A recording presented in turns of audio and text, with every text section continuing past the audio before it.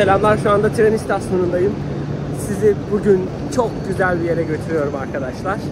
İnanılmaz derecede harika bir doğaya sahip olan ve inanılmaz derecede berrak sularıyla ünlü Jiuzhaigou'ya gidiyorum. Sichuan eyaletinin Tibet bölgesine gidiyorum. İyi seyirler.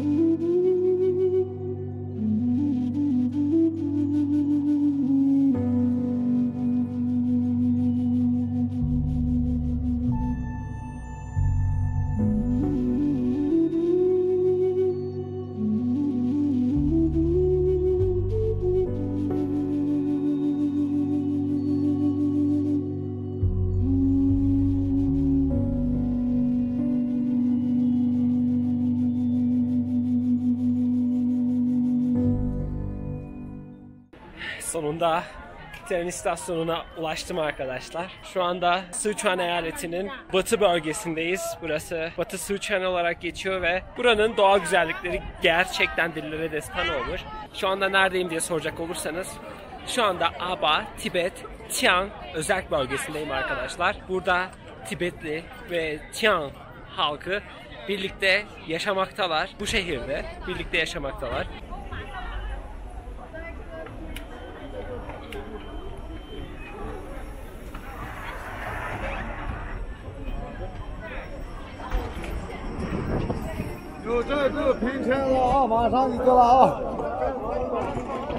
Eğer buraya Jiuzhaigou bölgesine, Jiuzhaigou Vadisi'ne gelmek için geldiyseniz, burada tren istasyonunun hemen yanında otobüsler var. Buradan rahatlıkla otobüslere binerek Jiuzhaigou'nun yer aldığı Zhangba kentine ulaşabilirsiniz. Zhangba. 我们没有买票。Jiuzhaigou. 对。Zhangba, but not all the way. 这是Zhangba市对吗？对。张仔，对。这个车。这个是。这个上车买票。是张仔对吗？对。在里面买票。上车买。OK.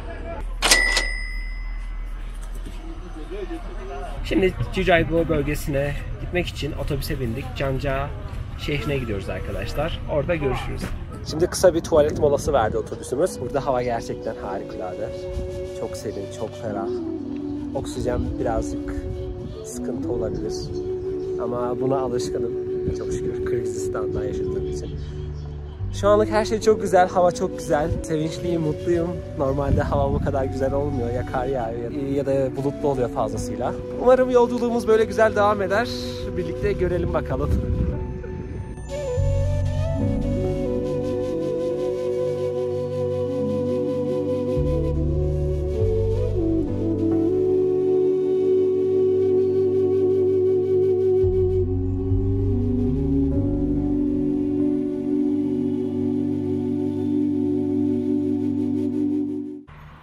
Yaklaşık 2 saatlik bir yolculuğun ardından Zhangja şehrine ulaştım. Zhangja şehri, Jiuzhaigou Vadisi'nin yanı başında yer alan küçük bir şehir. Jiuzhaigou'ya gelecekseniz eğer burada konaklayabilirsiniz. Çok güzel, çok küçük, hoş bir Tibet şehri burası. Aslında bir Tibet kasabası. Şehir denilemez. Burada bir gece kalacağım. Yarın da internetten biletimi almıştım. Jiuzhaigou Vadisi'ne yarın giriş yapacağım. Buraya gelmeden önce biletinizi almayı kesinlikle unutmayın. Etraf çok güzel, çok serin, hava muhteşem. Ne sıcak ne soğuk.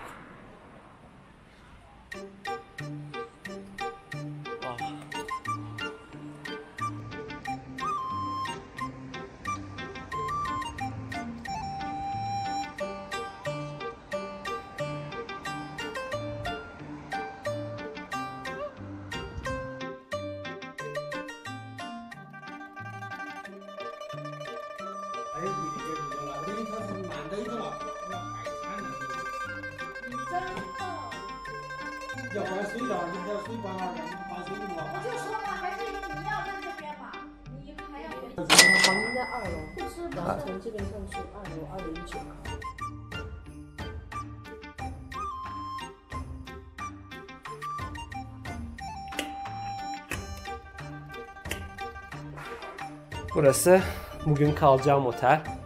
Bakın burada duşu, tuvaleti, her şey var. Bu şekilde. Burası da odam arkadaşlar. Görmüş olduğunuz gibi. Sonunda ulaştım ve çok mutluyum arkadaşlar.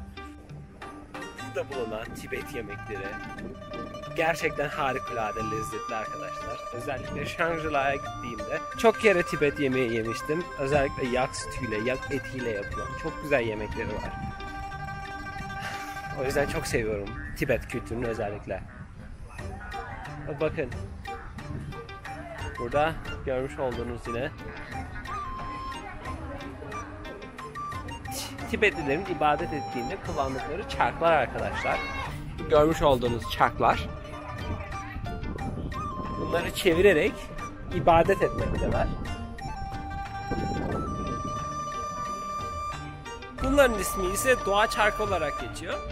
Shangri-La'da gittiğim altın dua çarkı en büyük olanıydı. Burada ise daha küçük olanı ve daha renkli olanı var.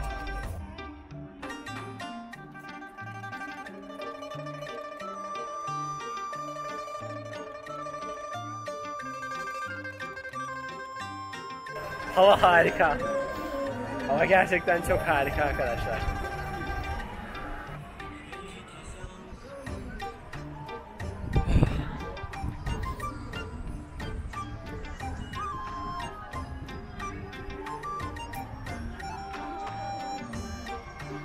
En güzel tarafı ise buradaki bütün etler, yani buradaki bütün restoranlar neredeyse hepsi yak etinden yemekler yapıyor arkadaşlar. Tibet'e özgü yemekler genellikle inek ve yak etinden oluyor. Burası gerçekten harika yemeklere sahip olan bir bölge. Yani genel olarak Tibetliler gerçekten harika yemeklere sahip.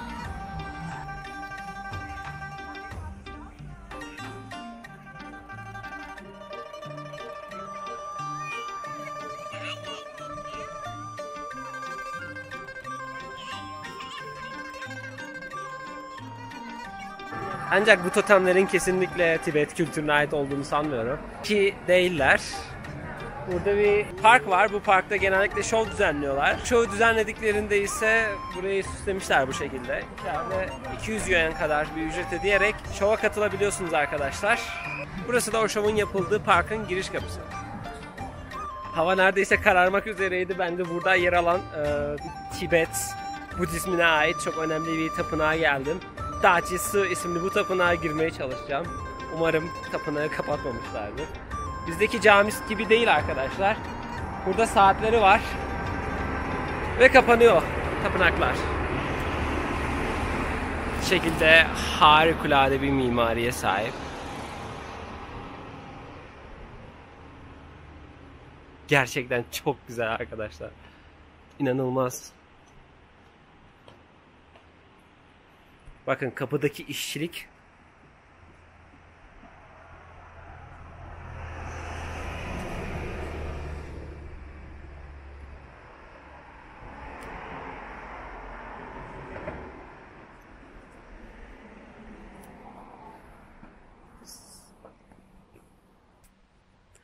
Çin mimarisine kıyaslayınca Tibet mimarisi birazcık daha küçük farklılıklara sahip. Aslında büyük farklılıklara sahip arkadaşlar. Bu üstünde görmüş olduğunuz çatı katı. Çatıları genellikle altın yaldızlı oluyor, altın renginde oluyor. Özellikle bu bordo rengi ve beyaz rengi çok fazla görüyoruz bu tarz Budist tapınaklarında. Burada çok sinek var.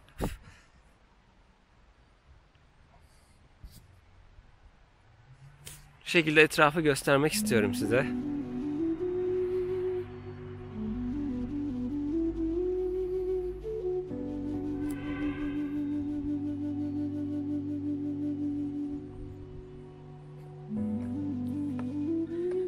Genellikle Çin'de yer alan 3 ayrı Budizm var.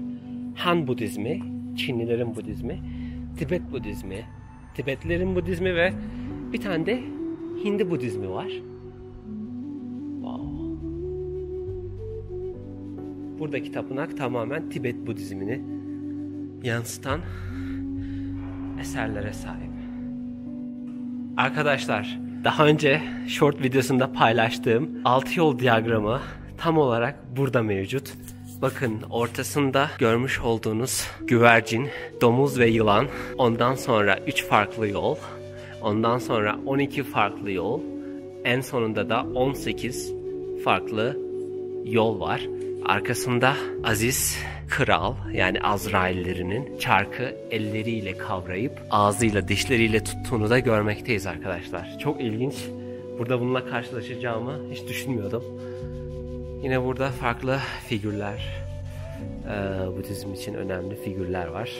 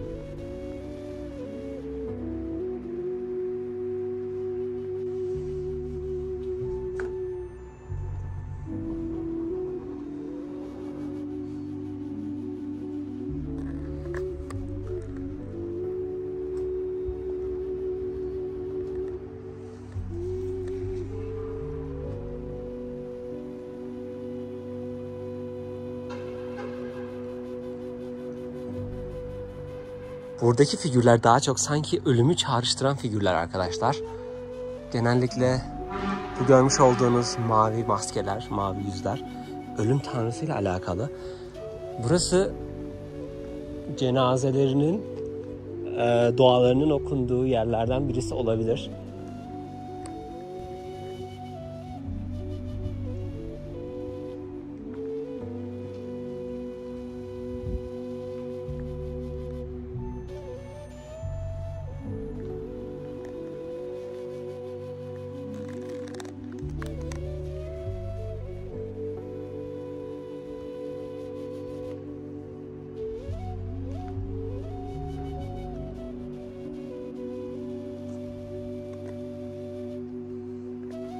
Yani burasının içine giremiyorum ne yazık ki. Ancak duyumlarıma göre Sichuan'ın batı tarafında, Batı Sichuan'da yer alan bazı Tibet bölgelerinde ve şehirlerinde bazı ritüeller mevcut. Ölülerin akbabalar tarafından yedirildiği bazı ritüeller var.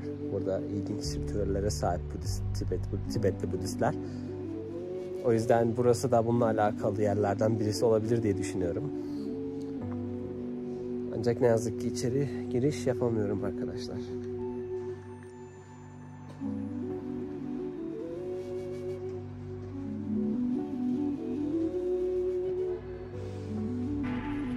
Görülüyor mu bilmiyorum ama şu an etrafta çok fazla sinek var. Burada küçük bir sunak var. Sunakta ateş yakılmış ve söndürülmüş şu an. Çok fazla küçük sinekler uçuşuyor burada. Arkamda görmüş olduğunuz Dachi tapınağı burada yer alan Tibet Budizmine ait olan tapınaklardan birisi. Hani içine giriş yapamadım ne yazık ki. Maalesef geç kaldım. Ama size bu güzel Tibet köyünde yer alan muhteşem tapınağı göstermek istedim.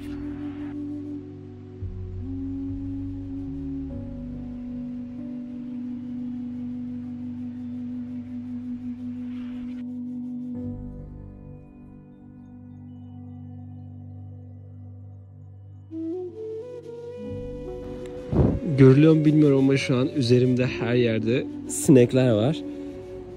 Her yerdeler arkadaşlar. Küçük küçük. Gözüme kadar girdi bu sinekler. Her yerdeler. Üzerimde de kondular, gitmiyorlar. Ayrıca size önemli bir bilgi de vermek istiyorum. Yaklaşık 7.9 derece büyüklüğünde bir deprem gerçekleşmişti Sichuan eyaletinde 2008 yılında. Aba, Tibet, Chiang özel bölgesinde bu deprem gerçekleşti. Bu yüzden burada çok fazla yer hasar aldı. Sichuan'ın birçok yerinde birçok insan vefat etti ne yazık ki.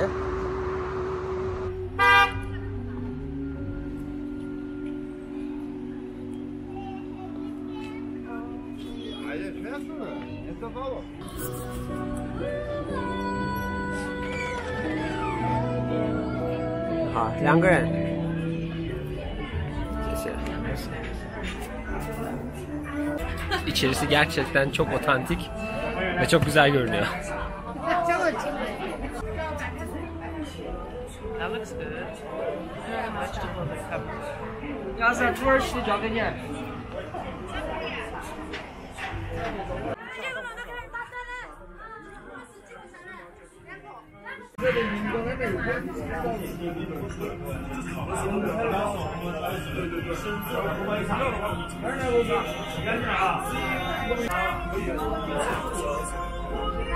和那个大哥带我。喝那个，大哥，哎，大哥给我说点喝什么酒好？马上啊。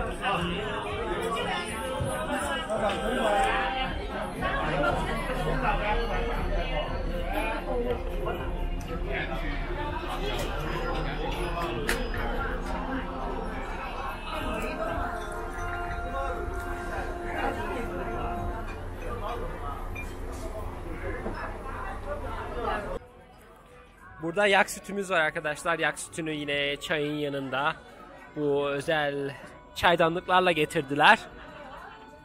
Burada Tibet'e özgü yak sütümüz, fıstıklı yak sütümü birazdan deniyorum arkadaşlar. Arkadaşım da bana eşlik edecek. Gan Bey.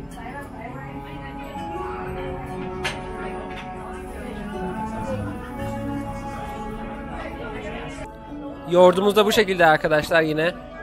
Tibetlilerde yoğurt yemeyi çok seviyorlar.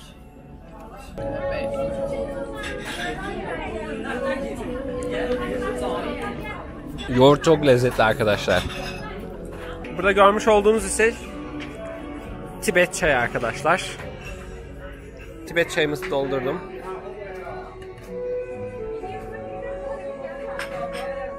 Çin çayından daha yoğun bir tadı var.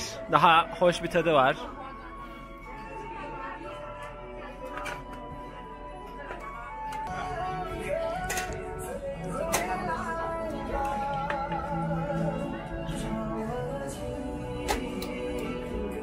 Bu ise Tibet usulü hot pot. Arkasında görmüş olduğunuz yak eti ve diğer çeşitli yeşillikler, tofu.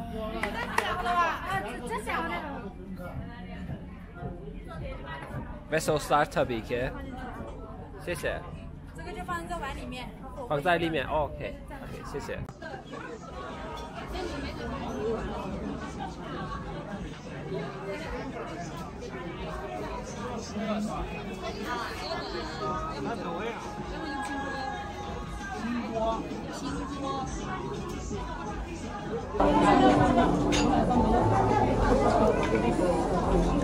Yoğurt gerçekten acı bir tadı var ve ekşilik oranı çok yüksek. Bu yüzden üzerinde fıstık, fındık ve şekerle tadını dengelemeye çalışmışlar ve gerçekten harika.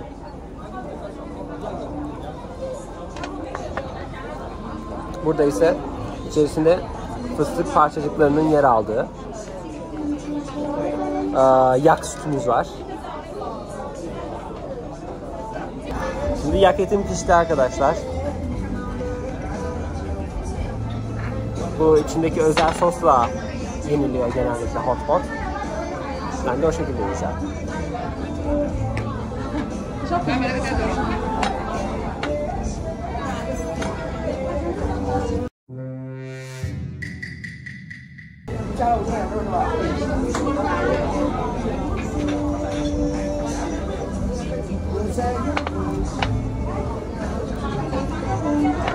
Wow.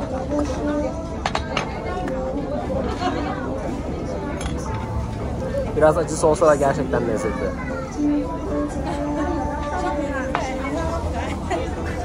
Ya. Ha?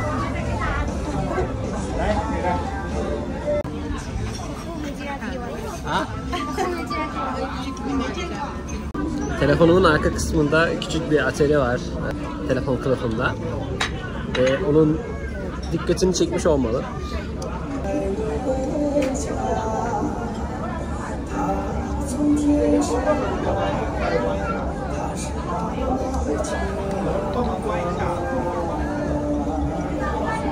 Daha yoğun bir tadı var bu etin. Ve lezzeti direkt ortaya çıkaran bir sosu var burada. İçinde sarımsaklı, bazı baharatların yer aldığı yağlı bir sos.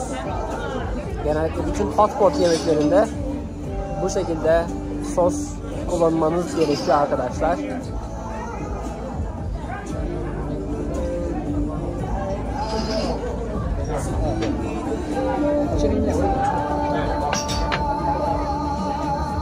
Etiyle sütüyle gerçekten harika bir hayvan. Ben çok seviyorum.